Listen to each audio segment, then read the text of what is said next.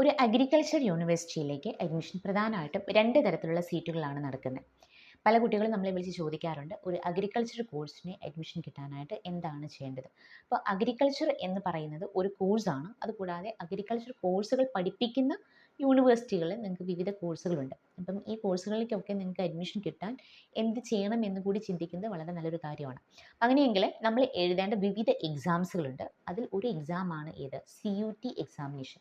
മറ്റൊന്നാണ് NEET examination. അതോടൊപ്പം തന്നെ നിങ്ങൾ കീം എക്സാമിനേഷനും കൂടി ആപ്ലിക്കേഷൻസ് കൊടുക്കേണ്ടതായിട്ട് വരും.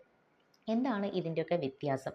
ഇപ്പം നമുക്കറിയാം, ഒരു CUT എക്സാമിനേഷൻ എഴുതിയാൽ ഇന്ത്യ മുഴുവനായിട്ടുള്ള അഗ്രികൾച്ചർ യൂണിവേഴ്സിറ്റികളുടെ ഒരു 15% സീറ്റുകളിലേക്കാണ് നമുക്ക് അഡ്മിഷൻ ലഭിക്കുക. അതായത് ഇപ്പോൾ ഏതൊരു ക്യാമ്പസുകൾ എടുത്താലും അതിനകത്ത് 2 തരം സീറ്റുകളുണ്ട്. ഇപ്പോൾ ഓൾ ഇന്ത്യ കോട്ട സീറ്റുകളുണ്ട്, മറ്റൊന്ന് നമുക്ക് സ്റ്റേറ്റ് കോട്ട സീറ്റുകളുണ്ട്. അപ്പോൾ ഈ ഓൾ ഇന്ത്യ കോട്ട സീറ്റുകൾ എന്ന് പറയുന്നത് ഒരു 15% ആണ്. കേരളത്തിലെ ഒരു അഗ്രികൾച്ചർ യൂണിവേഴ്സിറ്റി എടുത്താൽ അവിടെയും ഈ പറയുന്ന ഒരു 15% സീറ്റുകൾ ഉണ്ടായിരിക്കും.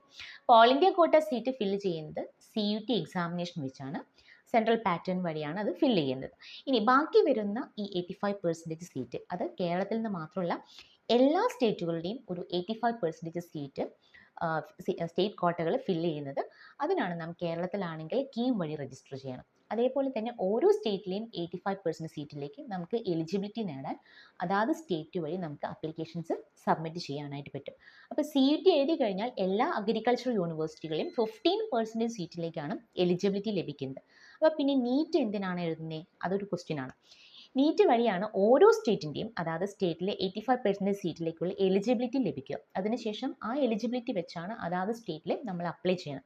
കേരളത്തിലാണെങ്കിൽ കേരള എൻട്രൻസ് കമ്മീഷൻ്റെ സൈറ്റിലൂടെ ടീമിൽ നമ്മൾ അപ്ലിക്കേഷൻ കൊടുത്താൽ മാത്രമാണ് കേരളത്തിലെ 85% അഗ്രികൾച്ചർ കോഴ്സുകളിലേക്ക് നമുക്ക് അഡ്മിഷൻസ് ലഭിക്കുകയുള്ളൂ.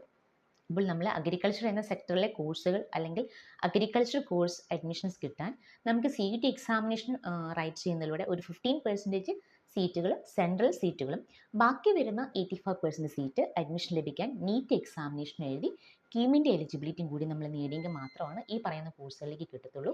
ഇതിനെക്കുറിച്ച് നിങ്ങൾക്ക് കൂടുതൽ എന്തെങ്കിലും ഡൗട്ട്സ് ആൻഡ് ക്ലാരിഫിക്കേഷൻസ് ഉണ്ടെങ്കിൽ സ്ക്രീനിൽ കാണുന്ന നമ്പറിൽ ഡയറക്റ്റ്ലി കോൺടാക്ട് ചെയ്യാം.